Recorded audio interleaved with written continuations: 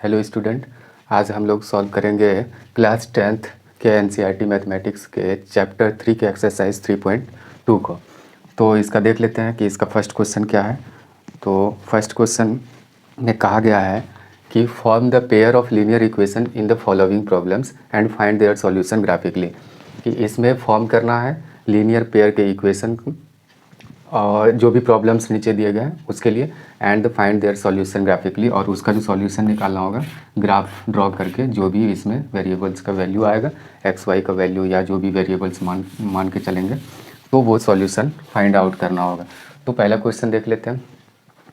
तो क्या है पहला question, 10 students of class 10 took part in a mathematics quiz if the number of girls is 4 more than the number of boys. तो find the number of boys and girls who took part in the quiz. तो इसमें ये question है कि 10 student class 10th के हैं, class 10th के 10 student हैं, वो 10 स्टूडेंट्स हैं और 10th स्टैंडर्ड के भी है, ठीक। और इसमें ये भी मेंशन किया गया है कि जो लड़की की जो संख्या है, if the number of girls is 4 more than the number of boys.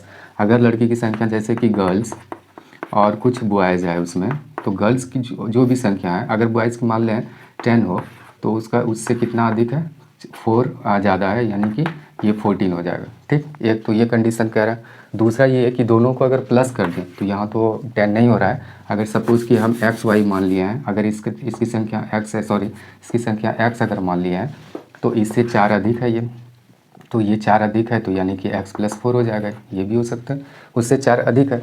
या ऐसे भी मेंशन कर सकते हैं, अगर दो वेरिएबल्स में मानेंगे तब ऐसे बता सकते हैं कि जो भी ये x है, जो ये y है, तो x इक्वल टू क्या लिखेंगे, y इक्वल टू क्या लिखेंगे, सॉरी x + 4 ऐसे लिख देंगे कि जो लड़कों की संख्या है उससे 4 अधिक के बराबर है लड़कियों की संख्या, तो ऐसे हम लिखेंगे, ठीक।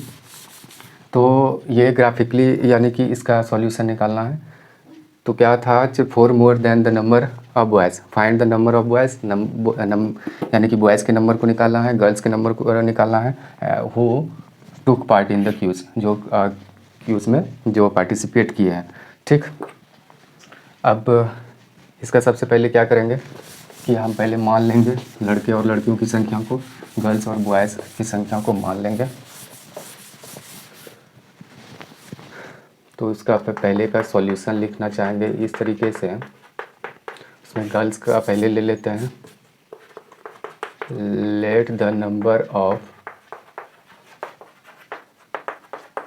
Girls and the number of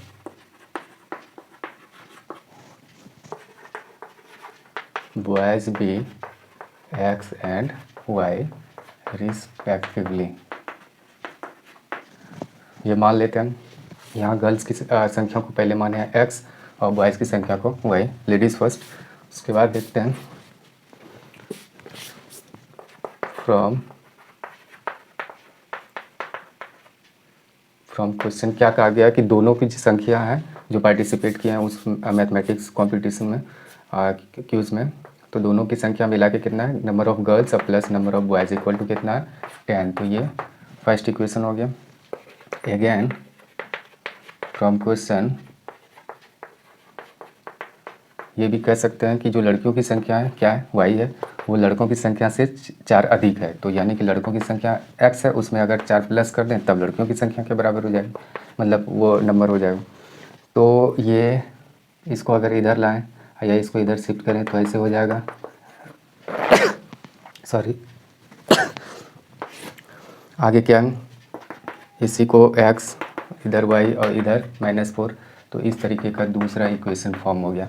पहला इक्वेशन क्या है, x + y = 10, दोनों की संख्या को अगर प्लस करें तो 10 है उस कंपटीशन में, और लड़कियों की संख्या दूसरे कंडीशन में क्या देख रहे हैं, लड़कों की संख्या से 4 अधिक है, तो x + 4 कर दिए जो लड़कियों की संख्या के इक्वल कर दिया है, और फिर इसको क्या किया है कि पूरा इधर शिफ्ट किया है, इसको पलट दिया है, x + 4 = y। फिर हम क्या किया है, y को इस साइड लाया है और 4 को उस साइड लाए हैं। तो इसको पहले सबसे पहले इसका वैल्यू टेबल ले लेंगे और फिर इसका वैल्यू टेबल ले लेंगे और फिर ग्राफ ड्रॉ करेंगे। तो कहीं ना कहीं समझिए कि फर्स्ट इक्वेशन जो यहाँ हम फॉर्म किए हैं कहाँ गया ये, तो इसका अगर हम ग्राफ ड्रॉ करें तो इस तरीके का अगर खींच लें, फिर इसका अगर खींचें तो इस तरीके का, तो जो ये यानी इंटरसेक्शन पॉइंट आएगा वही सॉल्यूशन होगा, वही सॉल्यूशन होगा।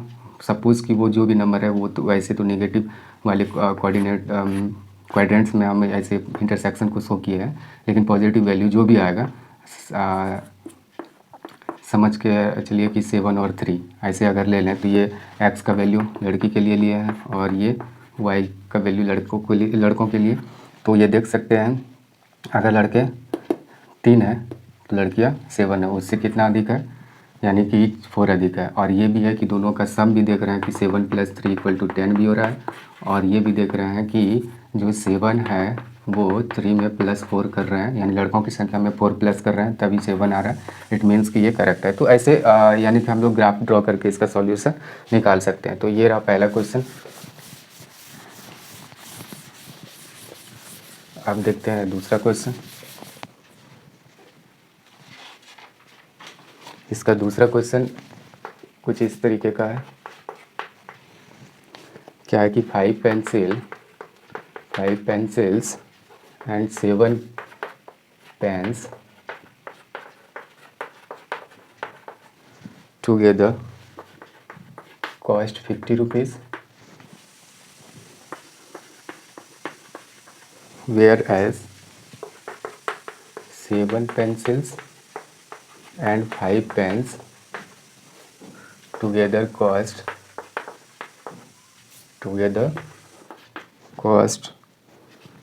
46 rupees.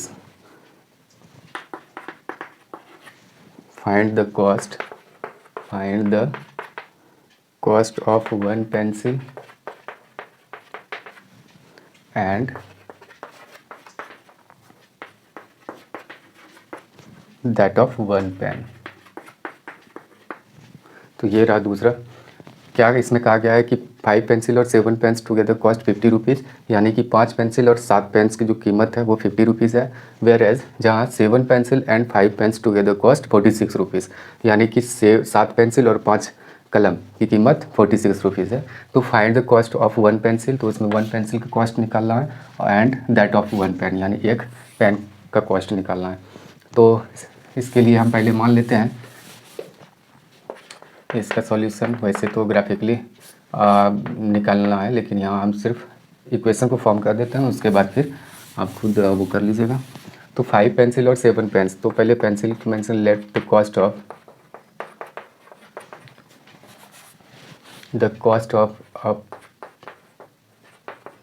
a pencil and the cost of a pen be X rupees and Y rupees respectively.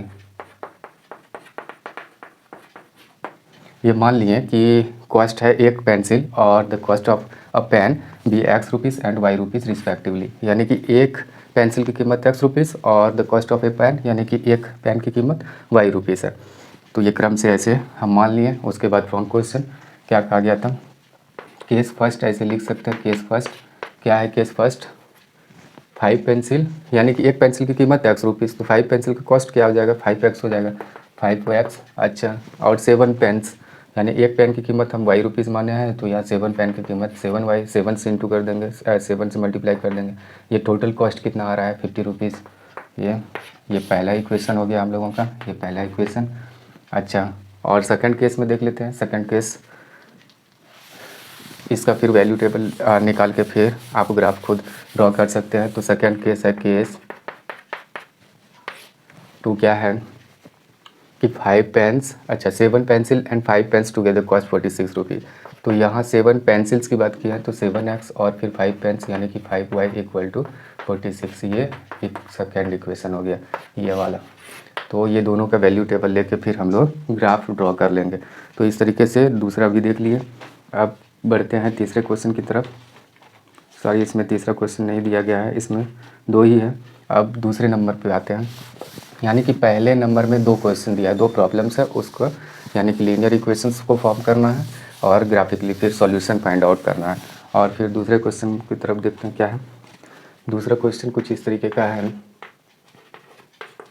On comparing the ratio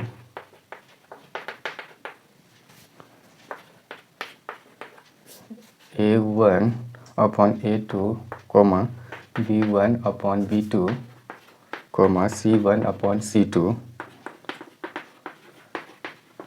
find out whether the lines representing the following pairs of linear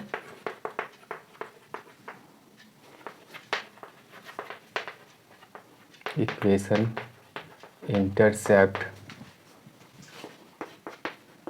at a point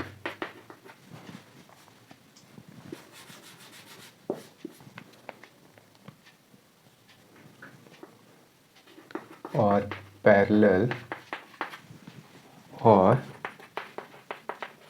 coincide। तो क्या question में कहा गया है, तो इसका पहला question भी इसमें जो दिया गया है, इसके पहले क्वेश्चन को भी हम लोग यहाँ नोट कर लेते हैं। Plus 8 equal to 0, 7x plus 6y minus 9 equal to 0, ये दो इक्वेशन दिया गया है। देख लेते हैं क्या। On comparing the ratios A1 upon A2, B1 upon B2 और C1 upon C2 to find whether the lines representing the following pairs of linear equation intersect at a point or parallel or coincide। यानी कहने का मतलब कि ये जो हम लोग पहले समरी में जो सीख चुके हैं, क्या सीखे हैं कि इसका जो जनरल फॉर्म होता है पेयर ऑफ लीनियर इक्वेशन का, कुछ इस तरीके का होता है b1y plus c1 equal to 0 और a2x plus b2y plus c2 equal to 0। तो इसमें रेशियो इसका यानी a1 अपॉन a2 ये फाइंड आउट कर लेंगे, फिर देखेंगे b1 अपॉन b2 ये फाइंड आउट कर लेंगे, फिर c1 अपॉन c2 फिर ये फाइंड आउट करेंगे। तो उसमें 3 कंडीशन देखे थे और फिर नंबर ऑफ़ सॉल्यूशन और पेयर का जो नाम देखे थे उसमें तो क्या क्या कहा गया था। तो ये पहले इसको कंपेयर करेंगे। तो पहला कंडीशन हम लोग देखे थे कि a1 upon a2 is not equal to b1 upon b2। अगर ये हो तो वो उस यानी कि उस linear pair of linear equations के यूनिक सॉल्यूशन होंगे, एक सॉल्यूशन होगा और ये पेयर क्या कहलाएगा, कंसिस्टेंट कहलाएगा, कंसिस्टेंट। और उसके बाद इसका ग्राफ टाइप अगर पूछे तो वो इंटरसेक्टिंग लाइन होगा, यानी कि एक पॉइंट्स पर इंटरसेक्ट करेंगे। तो ये हो गया। और फिर दूसरा कंडीशन देखे थे हम लोग a1 upon a2 equal to b1 upon b2 is not equal to c upon c2। अगर ये कंडीशन हो जाए तो ये अगर दोनों का ग्राफ ड्रॉ करेंगे तो क्या हो जाएगा, पैरेलल हो जाएगा। ग्राफ टाइप पैरेलल इसमें होता है और ये इनकंसिस्टेंट पेयर कहलाता है। बस ये हो गया। और इसके सॉल्यूशन नंबर ऑफ़ यानी कि अगर सॉल्यूशन पूछें तो इसमें 0, कोई सॉल्यूशन इसमें नहीं निकलने वाला होगा, नो सॉल्यूशन, ऐसा कह सकते हैं। और एक कंडीशन और देखे थे, क्या था, a1 upon a2 equal to b1 upon b2 equal to c1 upon c2। तो इस कंडीशन में कंसिस्टेंट मतलब कि ये पेयर क्या कहलाता है। अच्छा, पहले इसके ग्राफ टाइप को अगर देखें तो इसमें कोइंसाइड हो जाएगा, यानी एक लाइन पर दूसरी लाइन ऐसे चली जाएगी, ये दूसरी लाइन भी, तो ये कोइंसाइड कहलाता है ये पेयर। और इसके सॉल्यूशन की बात करें तो इसमें मैनी सॉल्यूशन हो जाएगा, बहुत सारे सॉल्यूशन, क्योंकि दोनों एक ही है। दोनों इक्वेशन अगर जैसे कि x प्लस वाई अगर इक्वल टू 4 लिख दिए, अगर ये 2x plus 2y equal to 8 लिख दिए तो दोनों इक्वेशन एक ही हो जाएगा। तो एक ही इक्वेशन होने के कारण, जैसे अगर इसमें कॉमन टूल है तो वही इक्वेशन हो जाएगा। तो दोनों एक ही इक्वेशन होता है, तो ये कंडीशन यानी कि इस तरह का कंडीशन हो जाएगा। और फिर उसमें मैनी सॉल्यूशन और ये पेयर क्या कहलाता है, कोइंसाइड। तो हम लोग तीनों देख लिए। तो ये यानी कि 1 बाय 1 चेक करेंगे और बता देंगे किस तरह के पेयर है, उसके ग्राफ टाइप किस तरह के होंगे। तो इस केस में देखते हैं, अगर ये दोनों पेयर यानी कि दोनों इक्वेशन का अगर कंपेयर करें a1x और b1y plus c1 equal to 0 और इसका अगर a2x plus b2y plus c2 equal to 0, अगर इससे कंपेयर करें तो यहाँ मेरा a1 हो जाएगा, ये b1 और ये c1 और ये a2 b2 और c2, तो ये हो जाएगा। तो पहले या हम डायरेक्ट a1 अपॉन a2 निकाल लेते हैं। तो ईयर ऐसे करते हैं, सॉल्यूशन के लिए कर रहे हैं, year a1 upon a2 direct कर रहे हैं 5/7, ठीक। फिर दूसरा देख रहे हैं b1 अपॉन b2, अगर देखें तो 4 - 4 अपॉन, इसमें वो साइन को भी लेना है तो -2/3 हो जाएगा कैंसिल करके। और तीसरा अगर C1/C2 देखें तो इसमें हो जाएगा 8/-9। तो ये देख रहे हैं, ये हम लोगों के पास ये तीनों आ गया। अब अगर इसको ऑब्जर्व करें तो क्या देख रहे हैं कि A1/A2 B1/B2 के इक्वल नहीं है, ये दोनों इक्वल नहीं है। हम कह सकते हैं कि since A1/A2 is not equal to B1/B2, तो ऐसे लिख सकते हैं। क्या लिखेंगे जिस तरीके का, whether the lines representing the following pairs of linear equation intersect at a point और पैरेलल और कोइंसाइड। तो यहाँ लिख देंगे देयरफॉर लाइन्स रिप्रेजेंटिंग, क्या होगा, द इक्वेशंस, लिख देते हैं, इक्वेशंस लिख दिए, पेयर हो ही गया। तो लाइन्स रिप्रेजेंटिंग द इक्वेशंस क्या होगा, विल बी, इस केस में क्या होता था, इंटरसेक्टिंग, लिख देते हैं इंटरसेक्टिंग। बस इतना ही काफ़ी है। उसके बाद फिर दूसरा चेक करेंगे, तीसरा चेक करेंगे, तो इसी तरीके से चेक करते जाएंगे। ये पहले इक्वेशन के लिए हम यानी पेयर ऑफ लीनियर इक्वेशन के लिए चेक कर लिए। अब दूसरे नंबर पर चलते हैं। दूसरा नंबर क्या है, दूसरा नंबर इसी क्वेश्चन के 2 नंबर क्वेश्चन में दूसरा है 9x + 3y + 12 = 0। फिर है 18x + 6y + 24 = 0। तो ये है। अब देख लेते हैं यहाँ क्या है। तो ही हम चेक करते हैं, A1/A2 क्या है, 9/18, तो 1/2 यानी हाफ है। फिर दूसरा अगर देखें तो B1/B2 अगर चेक करें तो 3/6 है, ये है हाफ। अगर तीसरा C1/C2 देखें तो ये है 12 और ये है 24, तो ये हो जाएगा हाफ। तो तीनों केस में क्या देख रहा है कि तीनों बराबर है। तो यह लिख देंगे since A1/A2 equal to B1/B2 equal to C1/C2, तो देयरफॉर क्या लिखेंगे, the lines representing the equations, जो भी इक्वेशंस के जो, यानी कि the lines representing the equations, जो भी ग्राफ ड्रॉ अगर करने पर विल बी, इस केस में क्या होता है कि इसमें कोइंसाइड होता है, यानी कि एक ही लाइन पर दूसरी लाइन विल बी कोइंसाइड, ये हो जाएगा। ठीक, तीसरा देख लेते हैं।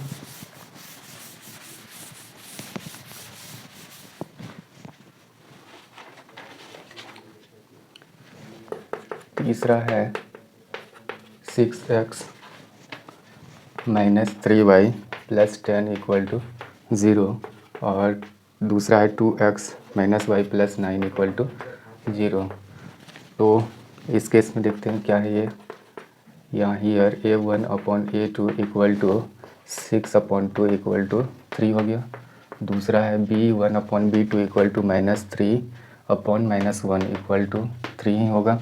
और अगर C2 देखें तो 10/9 हो जाएगा। तो यहाँ अगर ऑब्जर्व करें इस लाइन में तो क्या देख रहे हैं कि ये और ये इक्वल है, लेकिन ये उसके इक्वल नहीं है। तो यहाँ कहेंगे कि since A1/A2 is equal to B1/B2, लेकिन इधर अब B1/B2 फिर है is not equal to C1/C2। तो इस केस में क्या होता है, the lines representing the equations, क्या हो जाएगा, ये इक्वेशन को जो लाइन रिप्रेजेंट करेंगे तो इस केस में क्या होता था, पैरेलल हो जाता है। इस इक्वेशन में पैरेलल विल बी,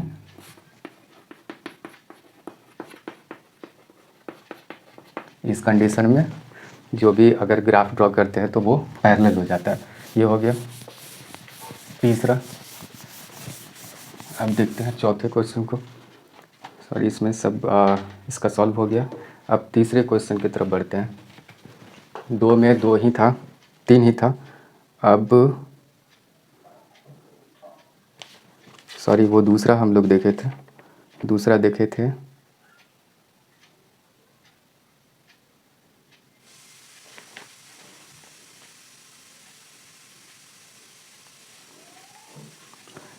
तीसरा क्वेश्चन है on comparing the ratios A1 upon A2, B1 upon B2 and C1 upon C2. Find out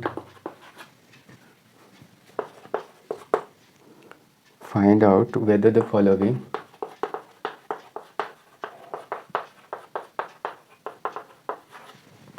following pair of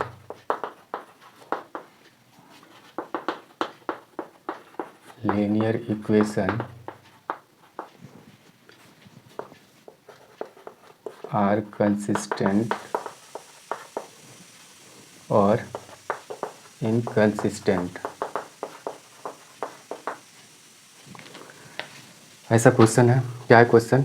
वही ये तीनों को निकाल के ये बताना है कि वो जो पेयर ऑफ लीनियर इक्वेशन होगा उसका अगर ग्राफ ड्रॉ करेंगे तो वो कंसिस्टेंट होगा या पेयर वो कंसिस्टेंट होगा या इनकंसिस्टेंट होगा। कंसिस्टेंट मतलब किस केस में होता है? ये अगर A2 equal to B1 upon B2 ये अगर इक्वल नहीं हो तो ये कंसिस्टेंट कहलाता है। दूसरा इनकंसिस्टेंट, अच्छा इसी में एक होता है डिपेंडेंट भी, वो भी लेकिन कंसिस्टेंट ही कहलाता है। वो कब है कि जैसे कि A1 upon A2 equal to B1 upon B2 equal to C1 upon C2, अगर ये भी कंडीशन हो तो भी कंसिस्टेंट होगा लेकिन डिपेंडेंट कहलाता है, लेकिन दोनों पेयर तो कंसिस्टेंट ही कहलाएगा। कंसिस्टेंट। अच्छा इनकंसिस्टेंट का क्या कंडीशन है कि A1 upon A2 is equal to B1 upon B2 is not equal to C1 upon C2, अगर ये हो तो ये कहलाएगा इनकंसिस्टेंट। ये हो गया। तो चेक कर लेंगे वन बाय वन, देखेंगे किस तरीके का है। यहाँ हम लोगों को क्या करना है कि ये कंपेयर करके बताना है कि ये पेयर जो है कंसिस्टेंट होगा या इनकंसिस्टेंट। तो इसमें पहला क्वेश्चन देख लेते हैं। इसका जो पहला पेयर ऑफ लीनियर इक्वेशन है 3x + 2y इक्वल टू 5 है और दूसरा इक्वेशन है 3y इक्वल टू 7। तो इस तरीके का दिया गया है। तो इसका अगर देखें तो अगर जनरल फॉर्म के तरह अगर इसको अरेंज कर दें तो ये c वाला इधर कांस्टेंट टर्म इधर ले आएंगे 3x + 2y - 5 इक्वल टू 0, और इसका भी वैसे ही कर लेते हैं -7 इक्वल टू 0। अब ये दोनों में देखते हैं कि ईयर क्या देखते हैं A1 अपॉन A2 क्या है 3/2। अच्छा अगर B1 अपॉन B2 देखते हैं क्या है 2 अपॉन -3, और C1 अपॉन C2 अगर देखते हैं तो -5 अपॉन -7 इक्वल टू 5/7 है। ये देख रहे हैं कि यहाँ अगर ये और ये वाले को देखें और ये रहा तीसरा, ये दोनों इक्वल नहीं है। तो नहीं है तो यानी कि A1 upon A2 is not equal to B1 upon B2 ये है, तो इस कंडीशन में कंसिस्टेंट होता है। तो यहाँ फिर लिखेंगे since A1 upon A2 is not equal to B1 upon B2, therefore the pair is consistent। ये हो जाएगा। ठीक, आगे देखते हैं। इसी में जो 2 नंबर क्वेश्चन है, 2 नंबर है 2x - 3y इक्वल टू 8 और 4x - 6y इक्वल टू 9। ये रहा।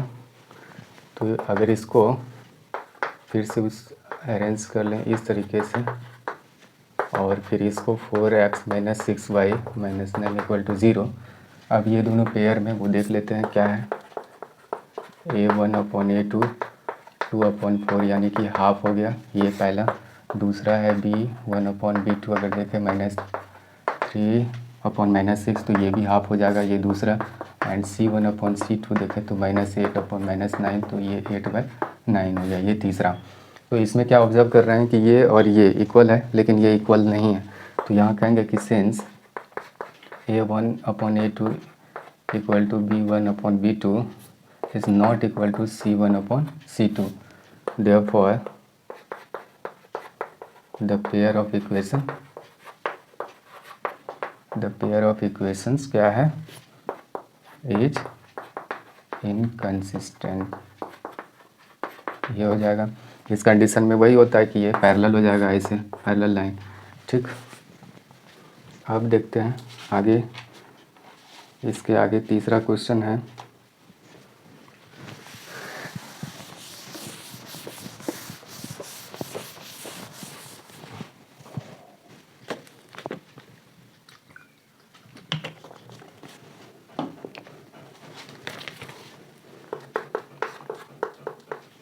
तीसरा क्वेश्चन क्या है, ये अच्छा इस तरीके का है, फ्रैक्शनल फॉर्म में यहाँ कोएफिशिएंट दिया गया है वेरिएबल का, और इसी को अगर सिंप्लीफाई करके देखें तो हम लोग एलसीएम वगैरह सब भी लेके काम चला सकते हैं इसका। तो जैसा हो इसमें भी छोड़ सकते हैं, कोई दिक्कत नहीं है, यहाँ देख लेंगे। ये पहला इक्वेशन है। अच्छा, दूसरा है 9x minus 10y equal to 14। ये दो इक्वेशन दिया गया है, ये पहला है, ये दूसरा है। ठीक, तो यहाँ क्या देखेंगे कि यहाँ a1/a2 अगर देखें, ये तो मेरा a1 है 3/2 और फिर ये रहा 9। तो अगर इसी को लिखें तो क्या हो जाएगा, 3 से 3 टाइम्स में कैंसिल हो जाएगा, ये हो गया। फिर अगर देखें b1/b2 क्या हो जाएगा 5/3। अच्छा, फिर अगेन अपन -10 है, ऐसे लिख लेते हैं, ये हो गया। ये हुआ तो 5 से 2 टाइम्स में कैंसिल करके इतना हो गया। और C1/C2 इक्वल टू क्या हो जाएगा 7/14। तो ये हो गया 1/2 यानी कि हाफ। यहाँ अगर गौर से देखें तो ये और ये नहीं है इक्वल, और ये तो इसका देखेंगे नहीं। अगर आगे इक्वल नहीं है तो हम क्या कहेंगे कि since a1/a2 is not equal to b1/b2, therefore the pair of equation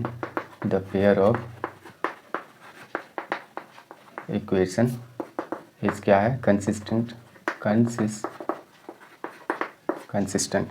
दो केस में ही कंसिस्टेंट होता है और एक केस में क्या होता है इनकंसिस्टेंट। आगे देखते हैं चौथा देख लेते हैं।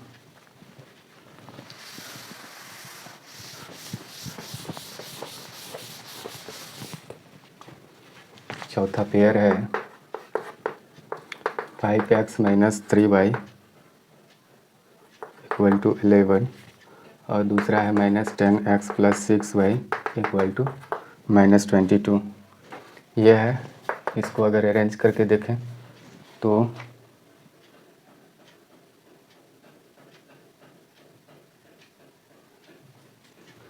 अगर इसको ये 5x माइनस 3y और -11 इक्वल टू 0 और इसको अच्छा अगले क्वेश्चन यानी कि पिछले क्वेश्चन में हम क्या किए थे कि ये वाला दोनों छोड़ दिए थे इसी तरफ इक्वल टू के इधर ही, तो कोई दिक्कत नहीं है, उसका भी वही सेम रहेगा।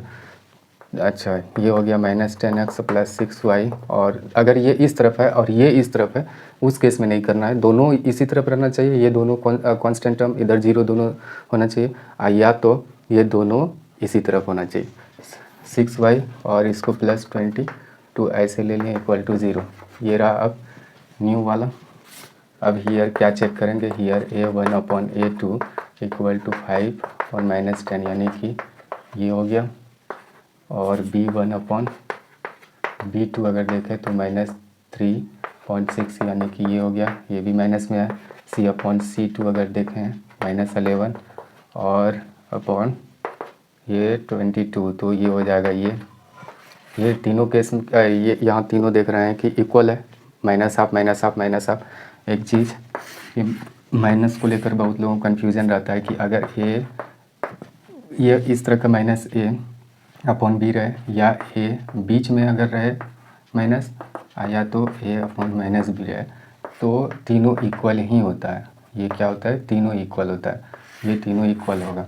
ऐसे अगर -2/3 रहे या माइनस बीच में रहे, या तो ऐसे नीचे रहे, कोई दिक्कत नहीं है, न्यूमरेटर में रहे या डिनोमिनेटर में या बीच में अगर यानी कि शो किया गया हो, तो वो तीनों का वैल्यू सेम होगा। ऐसा नहीं है कि ये तीनों अलग है।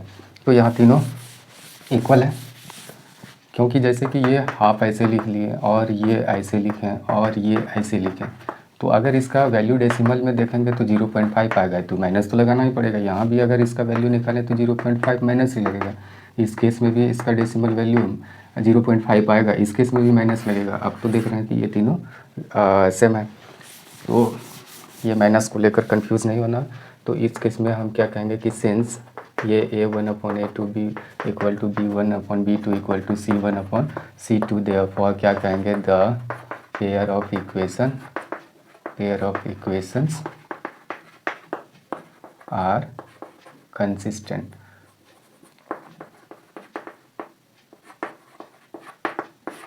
ये हो गया, ठीक। कंसिस्टेंट होता है, लेकिन इसमें एक चीज़ और, ये बट डिपेंडेंट होता है, बट डिपेंडेंट ये भी कर सकते हैं, इसमें ऐड कर सकते हैं, लेकिन कंसिस्टेंट ही होगा।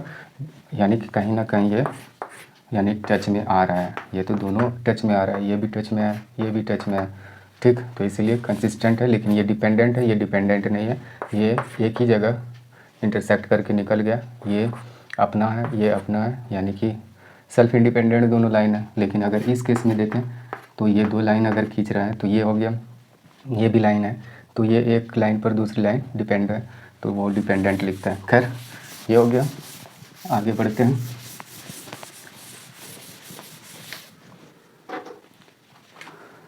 चौथा हम लोग देख लिए, अब पाँचवें की तरफ बढ़ते हैं। पाँचवा है 4/3x plus 2y equal to 8, और दूसरा है 2x plus 3y equal to 12। ये रहा क्वेश्चन।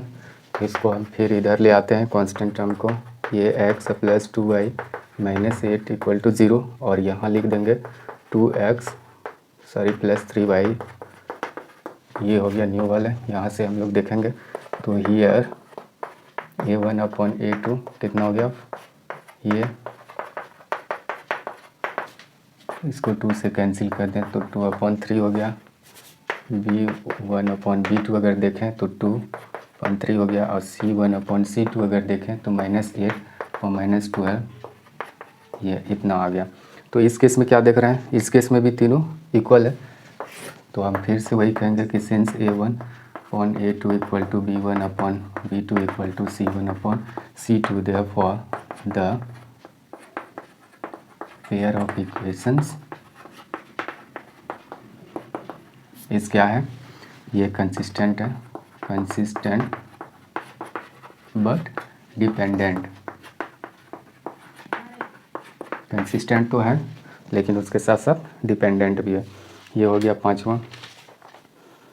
और इस तरीके से ये 3 नंबर क्वेश्चन के सभी क्वेश्चन को हम देख लिए। अब देखते हैं चौथा क्वेश्चन क्या कह रहा है। अब इसके बाद चौथा क्वेश्चन सॉल्व करेंगे।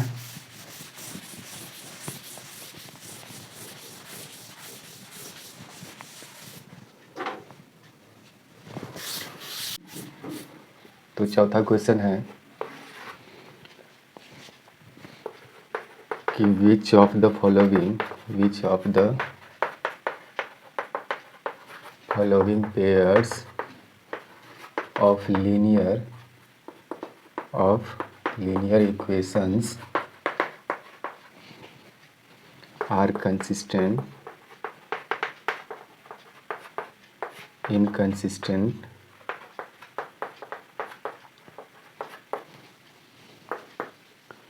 if consistent,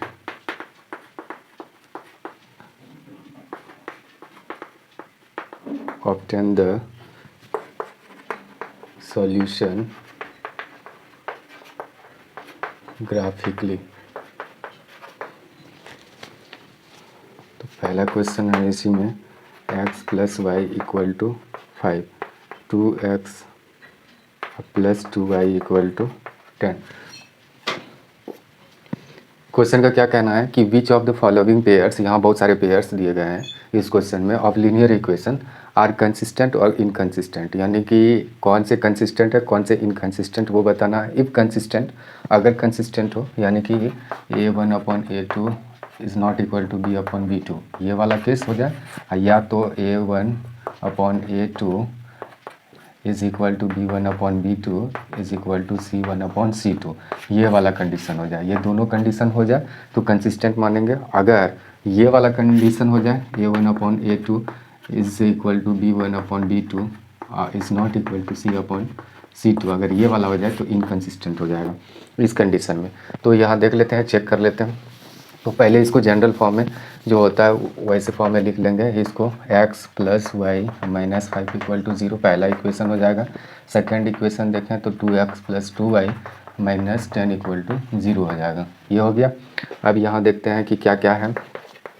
तो हियर A1/A2 अगर देखेंगे तो 1/2 हो जाएगा, ये हो गया। B1/B2 देखें तो क्या हो जाएगा, 1/2 हो जाएगा। और C1/C2 देखें तो -5/-10 यानी कि हाफ, ये हो जाएगा। तो ये देख रहा है कि तीनों इक्वल है, तो देयरफॉर ये क्या हो जाएगा, कंसिस्टेंट में आ जाएगा। कह देंगे कि since A1/A2 equal to B1/B2 equal to C1/C2 है, तो क्या हो जाएगा, द पेयर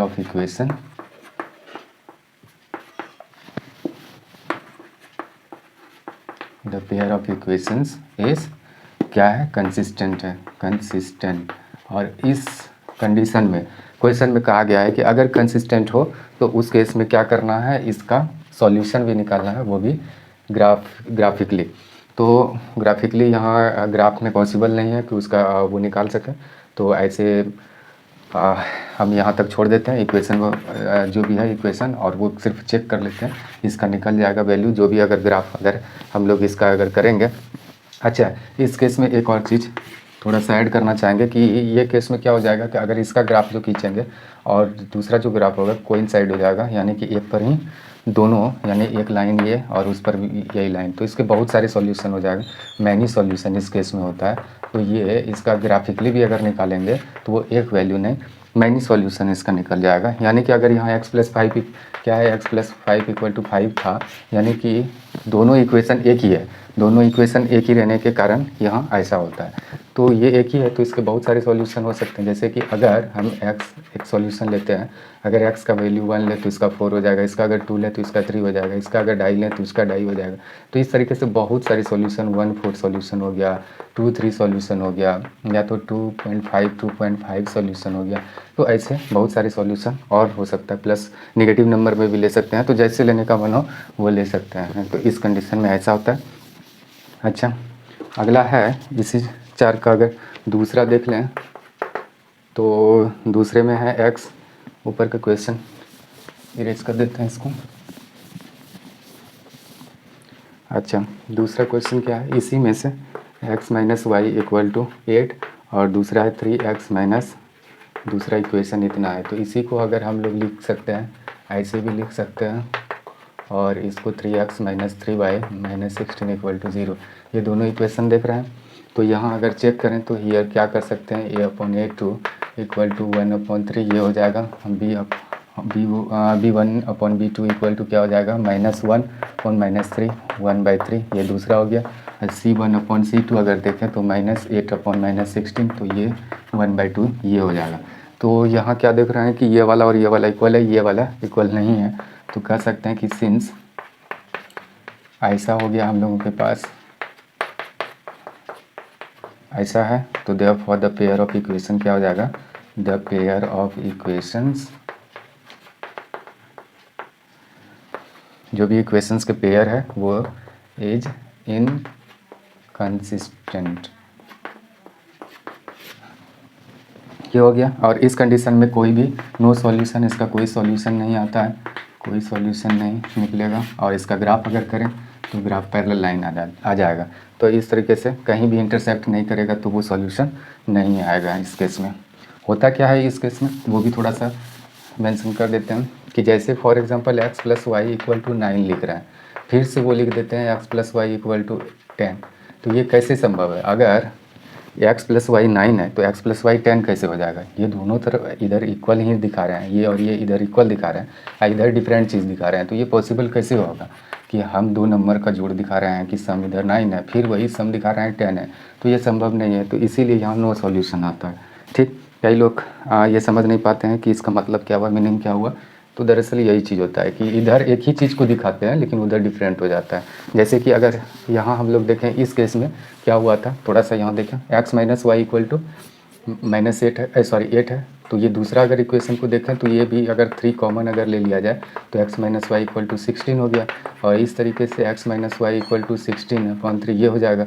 ये दूसरा अगर इक्वेशन ये देखें और पहला इक्वेशन ये देखें तो दोनों केस में क्या हुआ, यहाँ देख रहे हैं x minus y equal to 8 है, यहाँ x minus y equal to ये है। तो ये कैसे संभव है कि एक ही नंबर को एक बार माइनस कर रहे हैं, ये संख्या में ये है तो 8, और फिर वही चीज़ को अगर माइनस कर रहे हैं 16/3 हो रहा है, तो ये कैसे हो रहा है। तो इसी कारण यहाँ सॉल्यूशन संभव नहीं है, तो इस केस में नो सॉल्यूशन होता है। ठीक, ये हो गया। अब देखते हैं आगे।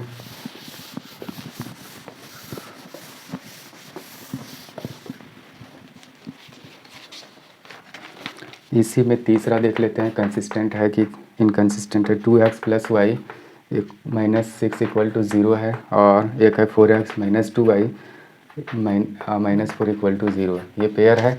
अब चेक कर लेते हैं यहाँ, ये a/a2 a1/a2 इक्वल टू 2/4, यानी कि हाफ हो जाएगा। b1/b2 अगर देखें तो यहाँ 1 है, यहाँ -2 है, ये हो रहा है। और c1/c2 अगर देखें -6/4 इक्वल टू ये हो गया, ये माइनस माइनस कैंसिल हो गया। तो ये देख रहे हैं, क्या देख रहे हैं कि ये दोनों डिफरेंट है, ये पॉजिटिव है, ये निगेटिव है। नंबर एक ही है लेकिन पॉजिटिव निगेटिव में है, तो दोनों डिफरेंट चीज़ें एक नहीं है। तो हम कह सकते हैं कि ईयर a1/a2 is not equal to b1/b2। इस केस में क्या होता है, पेयर कंसिस्टेंट होता है। The pair of equation equations is क्या लिख देंगे, कंसिस्टेंट। ठीक, आगे देखते हैं। और अगर कंसिस्टेंट है तो इसमें क्या करेंगे, फिर ग्राफ अगर ड्रॉ करेंगे तो इस कंडीशन में क्या होता है, इंटरसेक्टिंग लाइन हो जाएगा, और जो भी इसका वैल्यू आ जाएगा तो वो ग्राफ में आप ये इसका वैल्यू टेबल निकाल के ये दोनों इक्वेशंस का क्या करेंगे, आप ड्रॉ कर लेंगे, और ड्रॉ करने के बाद देख लेंगे। ये ग्राफ शीट या ग्राफ पेपर पे कर सकते हैं, डू योरसेल्फ। आगे देखते हैं, 3 हो गया। अब 4 देख लेते हैं।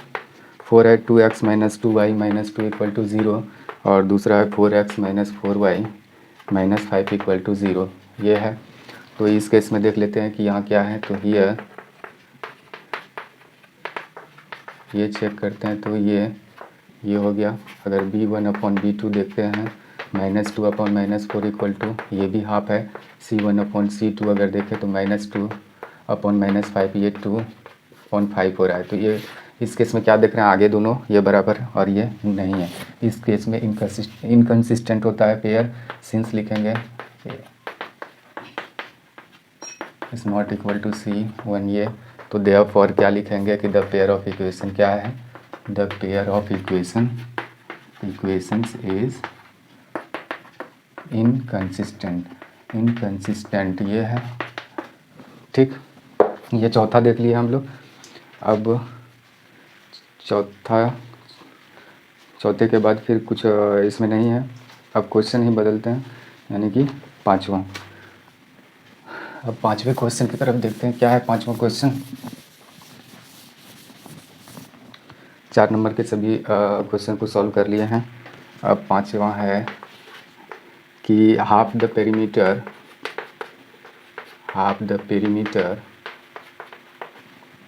of a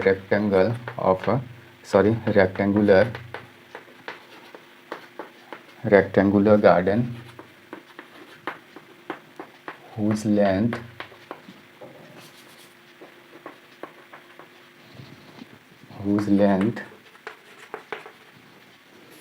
is 4 meter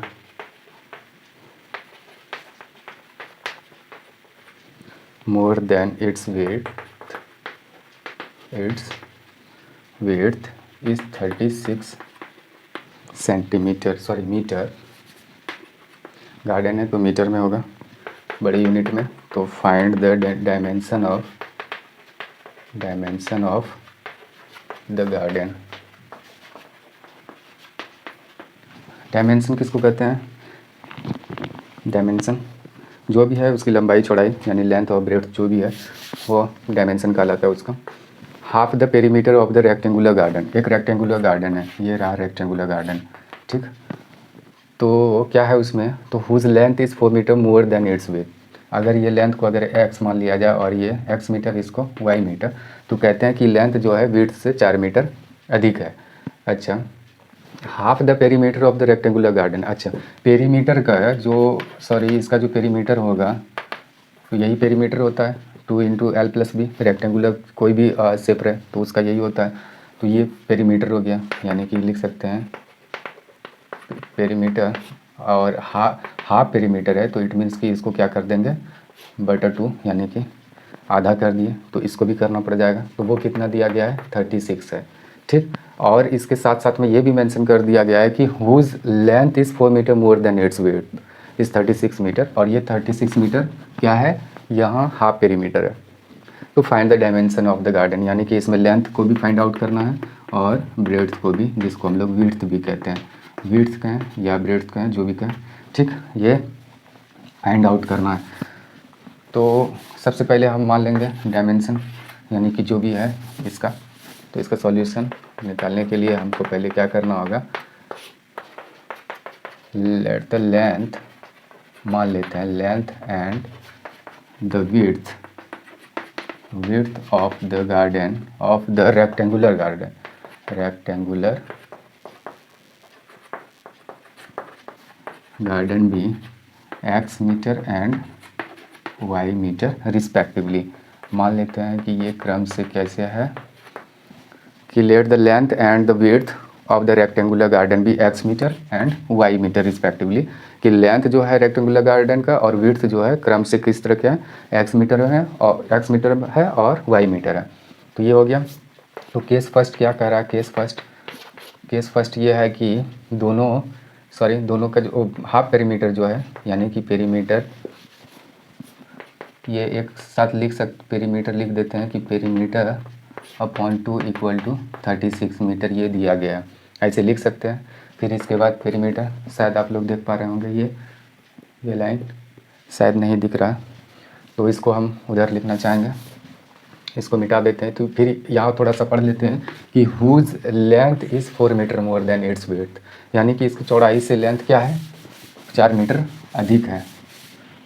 तो ये मान लिए। इसके बाद क्या करेंगे, इसके बाद करेंगे केस फर्स्ट। क्या है केस फर्स्ट, ये है कि इसका पेरीमीटर जो भी है, पेरीमीटर अपॉन 2 अगर कर दें, यानी कि हाफ पेरीमीटर, यही हुआ हाफ पेरीमीटर, तो कितना है, तो यानी कि इसका तो फॉर्मूला होता है 2 इंटू एल प्लस बी, यही होता है। पहले लिख लेते हैं कि ये 36 मीटर है, यही बस। उसके बाद देखते हैं क्या करेंगे। पेरीमीटर का फॉर्मूला होता है 2 into L plus B upon 2, ऐसे लिख देते हैं कि 36 है, और हम लोग तो एल को माने हैं, लेंथ को माने हैं एक्स मीटर, और इसको माने हैं वाई मीटर, ये होल अपॉन 2 इक्वल टू 36 लिख सकते हैं। ये कैंसिल हो गया, तो x plus y equal to 36, ये इक्वेशन फर्स्ट हम लोगों के पास आ गया। ये हो गया केस। अगर 2 देख लें तो 2 में क्या है, ऐसा मेंशन किया गया था कि जो लेंथ है वो विड्थ से 4 मीटर अधिक है, यानी लेंथ को एक्सप्रेस कर दिया, लेंथ इक्वल टू ये विड्थ प्लस 4 कर दिया, तब ये इसके इक्वल हो गया, ये ठीक।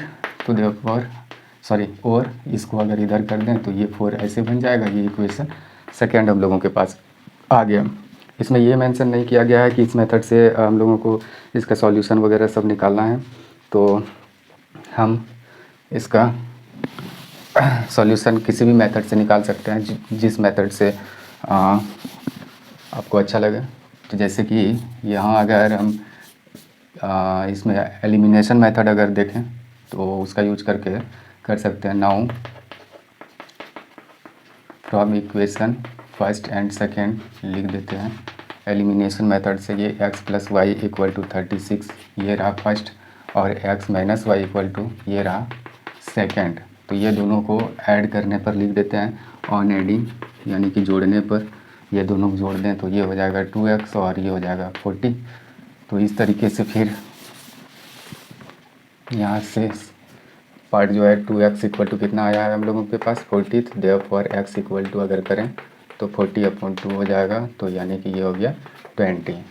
तो अब क्या करेंगे, now on putting the value of the value of x in equation, किसी भी इक्वेशन में ये एक्स का वैल्यू निकल गया। अब ये इक्वेशन या ये इक्वेशन में उसका वैल्यू पुट कर देंगे। तो पहला इक्वेशन है x plus y equal to 36, तो इसमें इसका ये कितना एक्स का 20 निकाले हैं, तो ये हो गया वाई इक्वल टू 36। अच्छा, देयरफॉर अगर वाई का है तो ये 36 में ये 20 माइनस हो जाएगा, तो ये हो गया 16। तो इस तरीके से एक्स वाई हम लोगों के पास आ गया। एक्स का कितना वैल्यू है 20 और वाई का वैल्यू कितना है तो 16। तो ये डायमेंशन तो हम लोगों के पास आ गया। Hence the length equal to hence the length equal to क्या लिख सकते हैं, लेंथ इक्वल टू हम लोगों के पास x मीटर था और x का वैल्यू हम लोग निकाले हैं 20, तो ये 20 मीटर हो गया। एंड द विड्थ ये भी कहा गया था, तो विड्थ y मीटर है, तो y का अभी वैल्यू तुरंत निकाले हैं 16 मीटर, ये 16 मीटर। तो ये हो गया डायमेंशन किसका, यानी रेक्टेंगुलर गार्डन का। अब देख लेते हैं 6 नंबर क्वेश्चन को।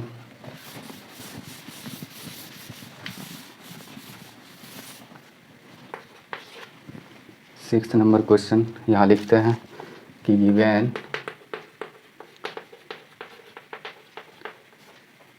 Given the linear equation 2x plus 3y minus 8 equal to 0, right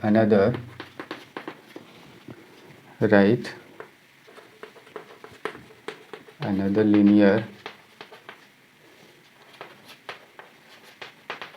equation in two variables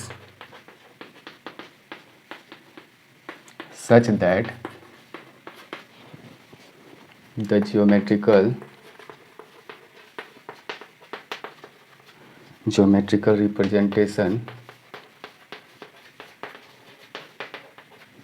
representation of the pair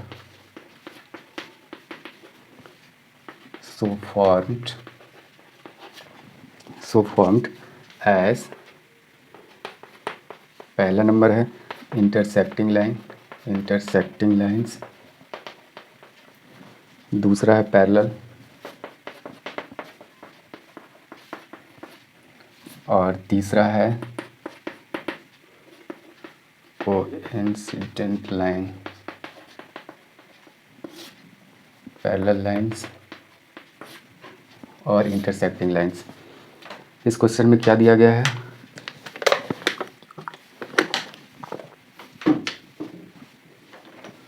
हाँ, तो गिवन द लीनियर इक्वेशन, ये जो लीनियर इक्वेशन गिवन है यहाँ से लेके यहाँ तक, तो राइट अनदर लीनियर इक्वेशन, एक दूसरा लीनियर इक्वेशन देना है in two variable such that, जिससे कि क्या हो जाएगा, the geometrical representation of the pair so formed as intersecting line, parallel lines और कोइंसिडेंट लाइन। तो इस तरीके के हो, यानी कि एक इंटरसेक्टिंग लाइन, ऐसा एग्जांपल पहले से तो ऑलरेडी दिया ही गया है कि 2x plus 3y minus 8 equal to 0 दिया गया है।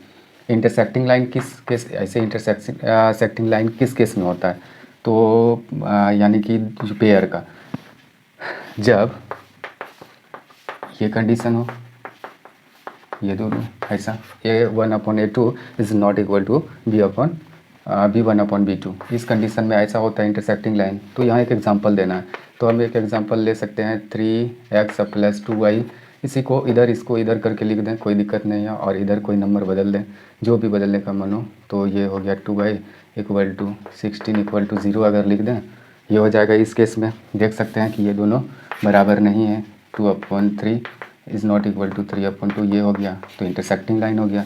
और फिर कहा गया पैरेलल लाइन्स अगर एक ऐसा हम लोगों के पास, तो ये दिया ही गया है 2x plus 3y minus 8 equal to 0। Parallel lines किस किस कंडीशन में होता है, अगर ग्राफ खींचें तो पैरेलल लाइन्स ये a1/a2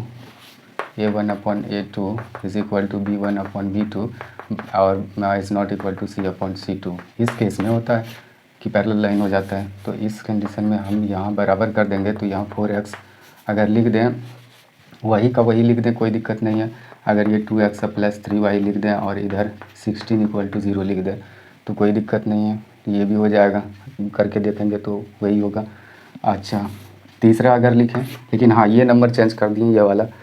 अच्छा, तीसरा है कोइंसिडेंट लाइन, क्या हो जाएगा, इसमें एग्जांपल तो पहला दिया ही गया है 2x plus 3y equal to 0, sorry minus 8 equal to 0, तो दूसरा एक एग्जांपल देना है, तो दूसरा एग्जांपल कैसे लेंगे, तो किस कंडीशन में ऐसा होता है, ये होता है इस कंडीशन में जब तीनों बराबर हो जाए, ऐसे ये तीनों जब बराबर करना है तो क्या करेंगे, किसी भी नंबर से इसको मल्टीप्लाई कर दें वही का वही।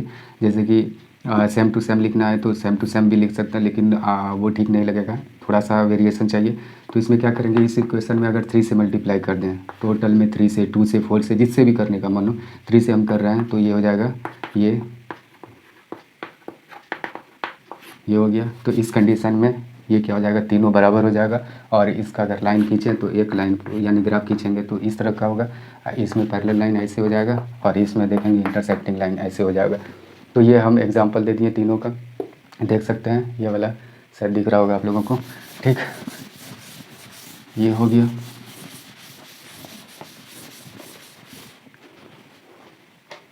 अब है 7 नंबर क्वेश्चन, ये भी क्वेश्चन समझ लेते हैं क्या है क्वेश्चन का कहना। अगर क्वेश्चन पूरा नहीं बना पाए तो कम से कम यहाँ समझ लेंगे क्या है क्वेश्चन का कहना। Graphs of the equations x minus y plus 1 equal to 0 and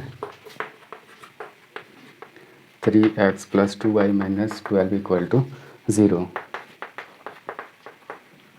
determine the coordinates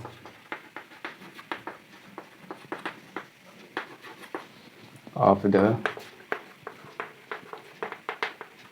vertices of the triangle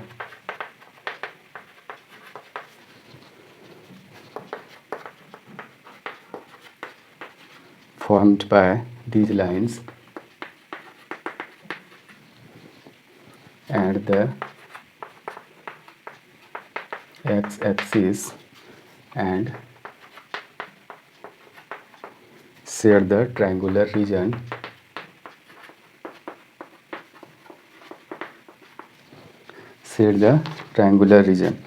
ठीक है। इस क्वेश्चन को समझ लेते हैं क्या कहना है।